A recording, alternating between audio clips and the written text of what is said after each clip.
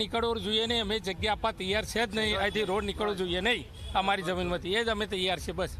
દિલ્હીથી જે ટીમ આવી હતી કે બંજર જમીન છે, અહીં કંઈ ઉપજાવ નહીં, તમારા ગામનું પાણી કડાદરાનું સારું નથી, કોઈ લેબોરેટરીમાં લઈ નહીં ગયા, અમારા ગામના બધા જ પાણી પીવે, 100 ફૂટે પાણી છે, 3 સિઝન ખેતી થાય છે. વાસ્તવમાં કાચી નોંધ એ કોઈ પણ ખેડૂતની સંમતિ મળ્યા સિવાય, કોઈ એવોર્ડ કર્યા સિવાય કે નોટિસ આપ્યા સિવાય પડાય નહીં.